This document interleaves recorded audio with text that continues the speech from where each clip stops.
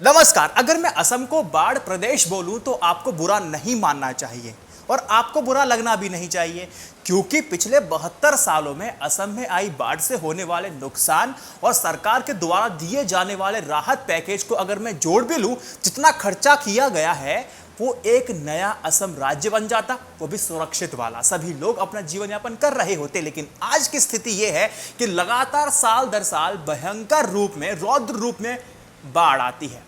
क्यों आती है? आपको एक छोटा सा कैलकुलेशन और ले लीजिए। जब भी बाढ़ आती है तो क्या होता है? बाढ़ आने के बाद आपका इंफ्रास्ट्रक्चर, बुनियादी ढांचे, स्कूल, हॉस्पिटल्स, टेलीकॉम सेक्टर, तमाम चीजें नष्ट हो जाती हैं। ये 200 करोड़ का नुकसान होता है। इन सबको दोबारा बनाने में ना, एक ढांचागत दोबारा से चीजों को खड़ा करने के लिए तकरीबन 7 से 8 से 10 साल का समय लग जाता है और हर साल असम में बाढ़ आती है। अब ये सोचिए कि कितना लंबा समय से ये बाढ़ की समस्या है, लेकिन आज भी ये लोग जूझ रहे हैं। क्यों जूझ रहे हैं? सबसे बड़ा सवाल तो यही है।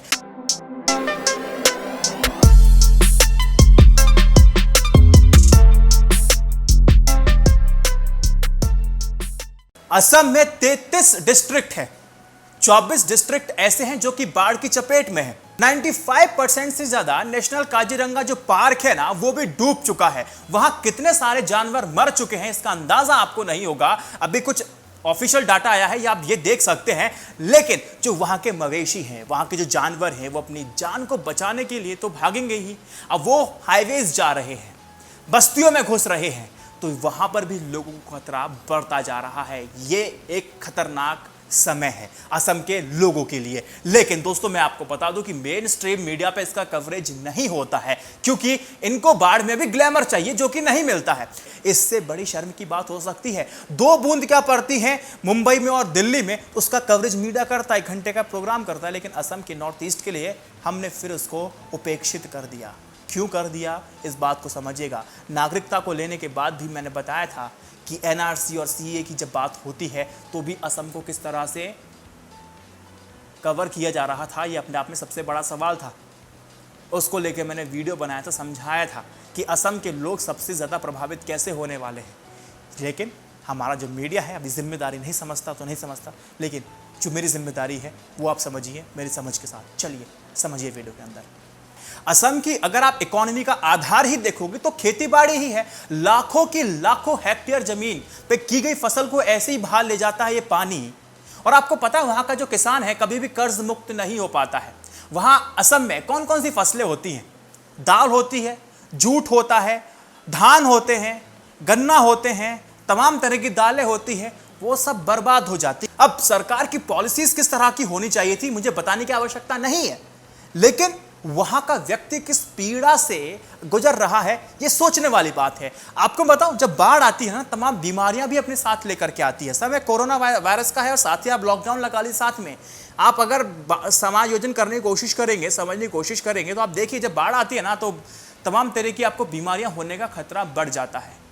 तमाम तरह की खांसी, बुखार, जुकाम से लेकर के तमाम छोटी बड़ी तमाम बीमारियां हो सकती है। अगर कोई व्यक्ति बीमार हो भी जाता है, लेट्स से अगर उसको जुकाम, सर्दी, खांसी या बुखार, डेंगू या फिर मलेरिया में से कुछ अगर हो भी जाता है, अगर वो व्यक्ति हॉस्पिटल जाने को मजबूर हो जाएगा, क्योंकि कोरोना वायरस के जो सिम्टम बताए जा रहे हैं वो इन सभी बीमारियों में लक्षित होते हैं, दिखाई देते हैं, महसूस होते हैं। अब वो डर के मारे जब हॉस्पिटल पहुंचेगा तो स्थिति समझ लो अब क्या है। एक बीमार व्यक्ति का इम्यून सिस्टम अब थोड़ा कमजोर हो चुका है। जो कोरोना वायरस है ना, ये कोरोना वायरस जो है वो ऐसे लोगों को टारगेट करता है जिसका इम्यून सिस्टम थोड़ा सा कमजोर हो चुका है। अब ये लोग हॉस्पिटल पहुंचेंगे तो इनका सबसे ज्यादा चांसेस होते हैं कि कोरोना पॉजिटिव निकलें। अगर कोरोना पॉजिटिव नहीं भी निकलते हैं तो कोरोना का डर इस तरह से बना दिया गया है कि उनकी मृत्यु तक हो सकती है। बिल्कुल, एक खबर आई थी कि किसी राज्य के एक व्यक्ति थे, एमएलसी थे, क्या थे मुझे समझ में नहीं आ रहा, उनको जैसे ही पता चला कि वो कोरोना पॉजिटिव है, हार्ट अटैक की वजह से उनकी मृत्यु हो गई।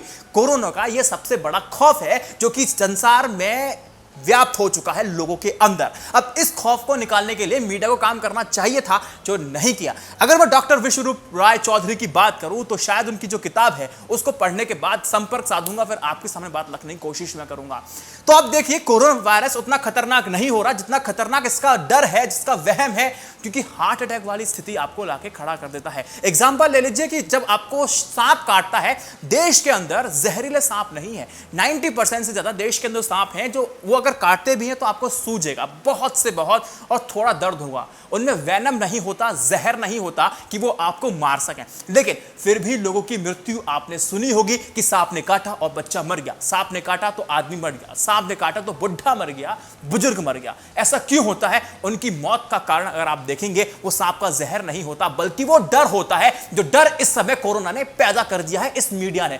ये यहां पर इस बात को समझना होगा। सुशांत सिंह राजपूत को लेकर के मैं जोड़ने की कोशिश करूंगा, जबकि कोई मतलब है नहीं, लेकिन मीडिया की कवरेज जिस तरह की रिस्पॉन्सिबिलिटी के साथ होनी चाहिए थी, नहीं हुई। सुशांत सिंह राजपूत की जिस तरह से कवरेज की गई थी, जिस तरह से की गई थी, उसने लोगों को सुसाइड करने में मजबूर कर दिया। आज 7 साल के बच्चे ने सुसाइड कर लिया। क्यों कर लिया? क्योंकि कवरेज, अगर आप गाइडलाइन देखेंगे ना कि कैसी कवरेज सुसाइड वाले केस में होनी चाहिए, उसका कतई भी बिल्कुल भी पालन नहीं किया जाता। तो इस मैं आपको बता रहा हूं, सारी कवरेज अगर ठीक प्रकार से हो रही होती तो एक गरीब आदमी, एक आम आदमी, एक आम जनता शायद एक राहत भरी सांस ले रहा होता। लेकिन असम के लोगों के साथ शायद देश का कोई भी व्यक्ति नहीं खड़ा हुआ, क्योंकि ये बात आपको या तो अखबार देगा या तो मेन स्ट्रीम मीडिया देगा, लेकिन दोनों ही इस बात से कतरा रहे हैं। एक डिटेल आपको रिपोर्ट देखने को नहीं मिल रही है। असम में हर साल बाढ़ क्यों आती है, यह भी सबसे बड़ा सवाल है। सीधा जवाब अगर मैं यूं कहूं कि नेचुरल कैलेमिटी है,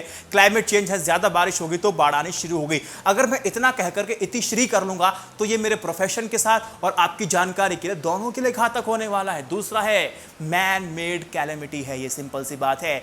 लगातार डिफॉरेस्ट्रेशन, पेड़ों को काटते जाना, पेड़ नहीं लगाना, सोसाइटी की सोसाइटीज बना देना, इंडस्ट्रीज की इंडस्ट्रीज बना देना, शहरों की बसावट कर देना, जो बांध हमने बनाए हैं घटिया क्वालिटी का उसमें माल लगाना कि थोड़ा सा पानी का स्तर बढ़ा नहीं कि उसमें छेद होना शुरू हुआ नहीं और पानी बहा करके ले जाता है। 33 में से 24 जिले ऐसे हैं असम के जो कि बाढ़ प्रभावित हैं। हर चीज को मिलाकर बढ़ता है पॉल्यूशन। जब पॉल्यूशन बढ़ता है, जो हिमालयन जो ग्लेशियर है वो पिघलना शुरू हो जाते हैं, जो नदी का स्तर है पानी का वो बढ़ जाता है। जब स्तर बढ़ता है तो यही चीज होती है। मेरे पास कोई ग्राफिक डिजाइनर नहीं है और ना ही मेरे पास कोई ऐसी टीम है कि मैं आपको ग्राफिक्स के जरिए समझाता, लेकिन ये मैप आपकी स्क्रीन पे लगा रहा हूं ताकि आप समझिए कि असम के अगल बगल, ऊपर नीचे, दाएं बाएं जितने भी आपको राज्य देखने को मिल रहे हैं, देश आपको देखने को मिल रहे हैं, वो थोड़ा देखिए, समझिए कि क्यों हर साल असम में बाढ़ क्यों आती है।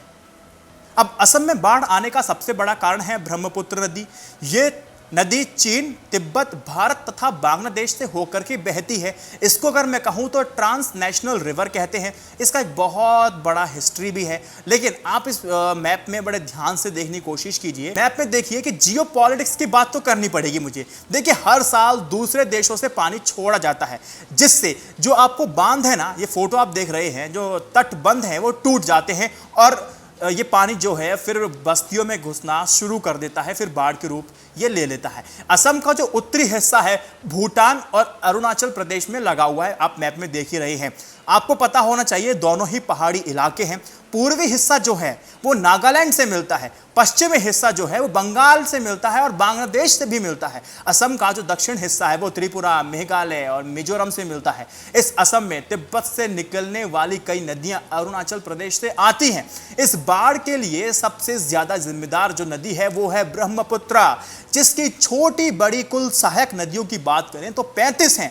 अरुणाचल प्रदेश से जब ये नदियां असम में प्रवेश करती हैं तो पहाड़ी इलाके से सीधा मैदानी इलाके में आ जाती हैं, जिसकी वजह से तबाही ज्यादा हो जाती है। असम में तबाही की जिम्मेदारियां ये नदी हैं। एक सॉल्यूशंस की बात कर लेते हैं। फैक्ट गलत ना हो मेरे, इसीलिए मैं देख करके पढ़ना सही समझूंगा।